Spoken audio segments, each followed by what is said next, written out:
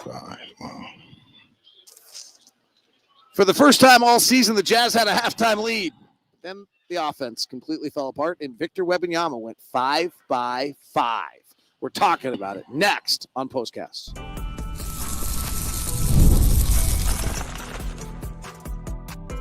You are Locked On Jazz, your daily podcast on the Utah Jazz. Part of the Locked On Podcast Network, your team every day. Welcome to POSTCAST. David Locke along with Ron Boone after the Utah Jazz fall to the San Antonio Spurs 106-88 in a game that was probably a little closer than the final score, but the Jazz do go to 0-5. On the season, Victor Wembanyama is the headliner for everybody else as he went 5 by 5. We'll touch on that in just a minute, but let's start with the Jazz, who for the first time all season long led at the end of one. They had a nice first quarter. They outscored the Spurs 30-19. They led at the half by 6. And then honestly had just a third quarter. They did this once before this year when we were in, where were we? I think when Will Hardy pulled the starters 3 minutes in. That might have been in Dallas. Mm-hmm. And it was kind of reminiscent of that. Keyonte had 4 or 5 turnovers in the quarter. The Jazz were 1 turnover short of the NBA record for turnovers in a quarter. And the Spurs set the NBA record for the most steals in a quarter.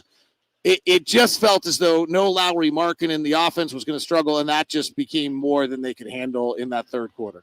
Get outscored 30-14 in a quarter. That really separated the two teams, and the Jazz, I don't think they ever got close enough, after that point. It's just hard for the Jazz to score. Defense, not bad, but it's just hard for them to score right now. I might flip it around and just say defense really good. Yeah. Well, like the fact that this team is staying in games for as long as they are with the offense being as bad as it is. This offense right now is historically bad. They're below a point of possession. I don't know what they finished tonight. They were 96 coming in in their offensive rating. I mean, there has been a long time since the NBA's had an offense that's below a point of possession. The fact that this defense is staying in, I give a lot of credit to the effort these guys are putting out there right now from a defensive standpoint to stick around. You're right about that because, you know my numbers that I've told you that when I was doing TV, that if the Jazz held a team to 42, 43%, they better win. Yeah. San Antonio Spurs shoot 41% tonight, 27 or 28% from the 3-point line. And they still win. Right. So the Jazz defense is definitely good. They only give up 106 points, but not scoring.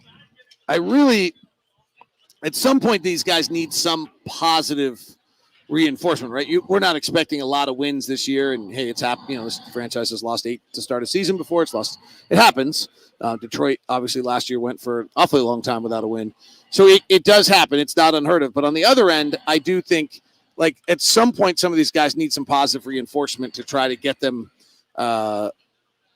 this will start to wear on them a little bit, I guess I'm saying. I think if they get a win, something like that, to the point where they can feel that it feels good to win a ball game, especially if you play well, especially if your game plan goes well. I mean, if the coaches put together a pretty good game plan and that all falls into place, you end up winning the basketball game, then you start to feel good about yourself, and that carries over and keeps carrying over to the point where you can be respectable in the league and not 0-4.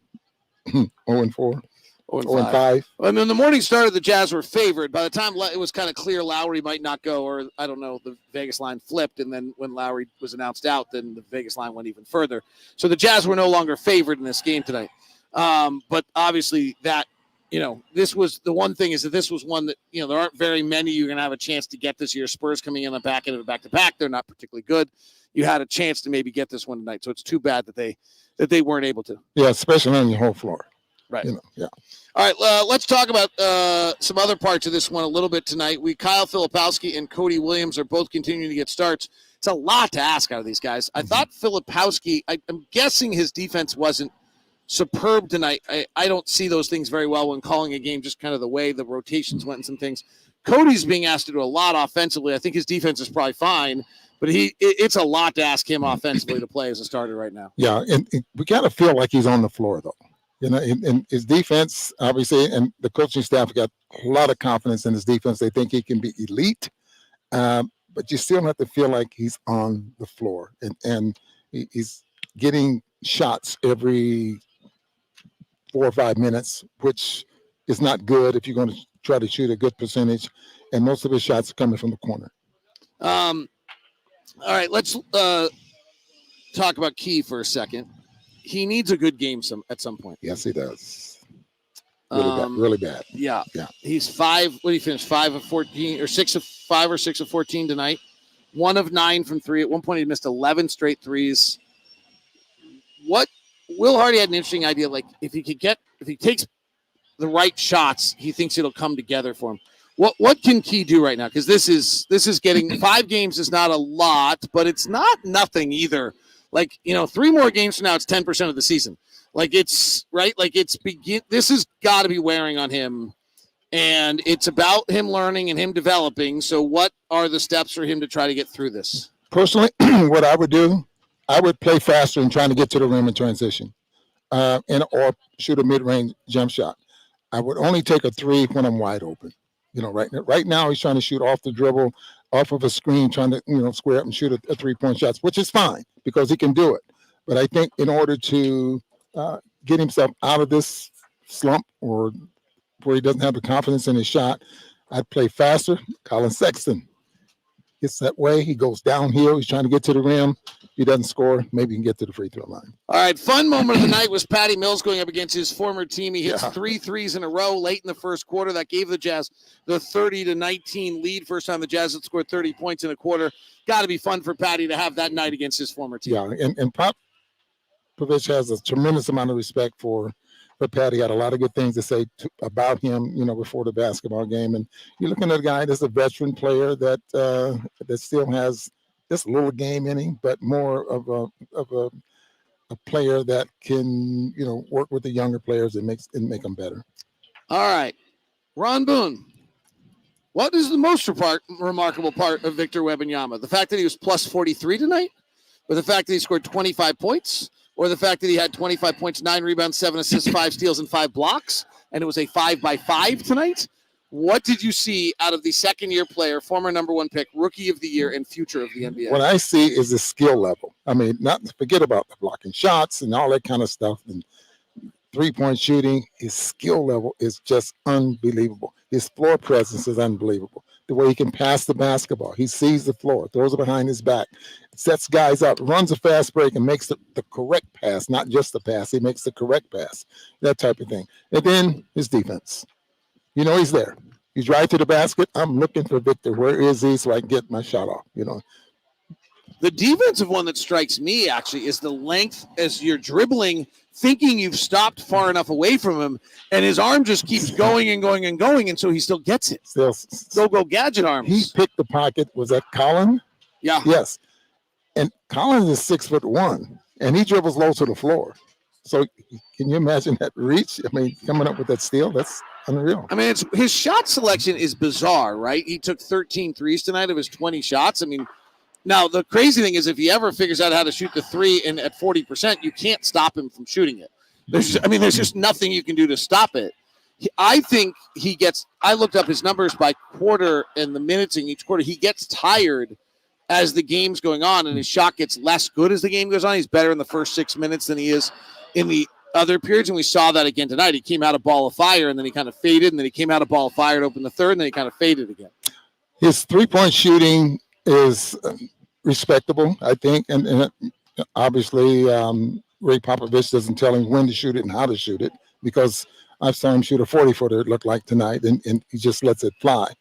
The pick and roll in the middle of the floor, which means that if Chris Paul's coming out the pick and roll, Kessler's drop coverage, how many times did Chris kick it back, and he gets an uncontested 3. Most of his 3-point shots are coming within 20 feet of each other, straight down the middle, flare on the right or flare on the left.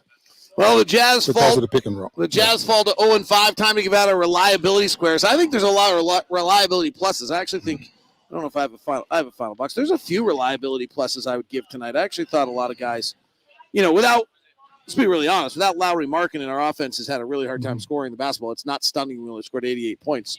I'm going to give a reliability square to Kyle Filipowski in his first outing. I actually didn't think Walker was bad. I'm going to give Walker. I'm giving Walker one there as I well. thought he was Yeah, fine. yeah. 11 rebounds, 3 blocks. I mean, that's just a matchup. I'll give a reliability plus to Collin Sexton tonight, who had to carry the offensive load and did the best he could. And he did have 1 turnover, but not many, considering there were 26. I'll give John Collins a reliability plus tonight. And I think we got to give Patty Mills one. Yeah. Why not?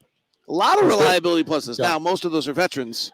And that's the whole point of the reliability plus square, is that we're trying to see how often our young guys can give you outings that give you some level of consistency that allows Will Hardy to feel like night in and night out he's beginning to get the same thing. And right now, the youngsters are not entirely delivering the reliability squares the veterans are, and that's why coaches play veterans. That's why the Jazz are trying to develop those guys so they can, And Walker's doing a nice job with some more reality. Well, we got the Denver Nuggets on Saturday, the Chicago Bulls on Monday, and the Milwaukee Bucks are primed for the picking on Thursday. They're 1-4 in a complete disaster. Well, We lost Adrian Griffin his job last time we went to Milwaukee, so let's see what we can do this time we go there. Denver 2-2 right now. And with their only 2 wins being overtime wins over Toronto and Brooklyn, so they're not so great right now. We'll see. It's an early season. Jazz, without Lauri, lost Clarkson late. Keyonte went to the locker room for a little while. They're getting beat up a little bit along the way as well. They fall 106-88 tonight to the San Antonio Spurs. On behalf of Ron, I'm David. Thank you very much for tuning in. Have a wonderful day. Locked On NBA game night for you is available. Go check it out at Locked On NBA on YouTube as well. Plus the Locked On Jazz newsletter available for you for free at LockedOnDaily.com.